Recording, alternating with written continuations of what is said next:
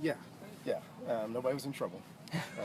No principal's office? No, we finished a little bit early, so I took advantage of the opportunity to cover a couple things that I didn't have time to yesterday. So just informational stuff. Okay.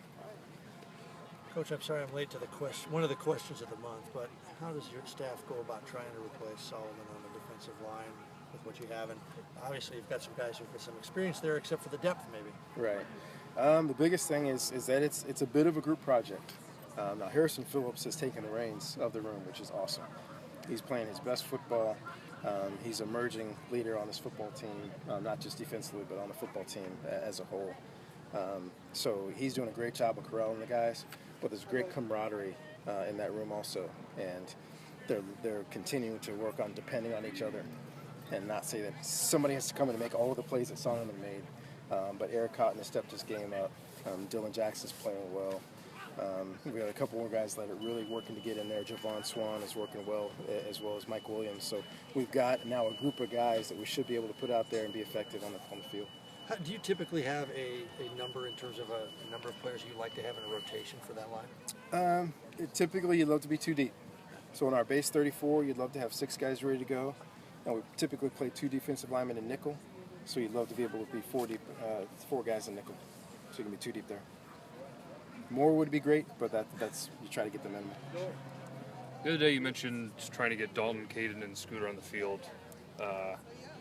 Is this the time where you sort of work those guys into different formations? Do you see what they can all do individually? How does this time sort of shape what you do with those guys? Yeah, absolutely. We try to get a lot of reps in practice. We split, going on 2 different fields so that a lot of guys can rotate in and play. So there's some where we might run the same play on both sides so that 2 different guys get the same play. But then there are times when we'll put them all on the field together, which is no secret. That's what we've done here for years. But it's great to be able to have now that versatility of 3 and maybe even 4 tight ends that we can play on the field at the same time. Can you ever have too much talent at the same position? No, never. We'll take all that we can get. If you're starting tomorrow, who's your starting offensive line and who's playing what? I think we're close to set on 4 spots. We're still competing at right guard for a lot of, and it's going well. I don't know that we'll rotate guys, but the guys are working through it there. Dave Bright's doing really well at left tackle. Nate Herbig's continued to grow. He's got a chance to be good at left guard. He's still a young player, being only a sophomore. Jesse Burkett's playing well at center for us.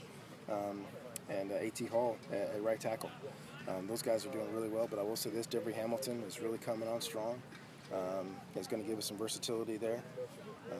And then we got our 3 guys competing at right guard. So not set yet, but getting close. How about the two-star freshmen that came in highly touted? Are they going to get a smell?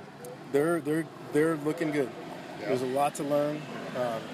We're not making any decisions today. Yeah. But at the same time, we've only been here for over a week, and both those guys are already much better than they were when they walked on campus. So we're going to continue to push those guys and see what they know and see what they can do, and then we'll make that decision down the road. Setting aside points allowed, which obviously is going to be probably the most important stat when you assess a defense, is there a statistic that you look to that helps you judge how well your line is doing?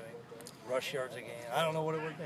Well, we look at things kind of as a whole defense, and for me, statistically, same things for offense and defense. I look at the same things, which is efficiency on first down, efficiency on third down, efficiency in the red zone, and explosive plays.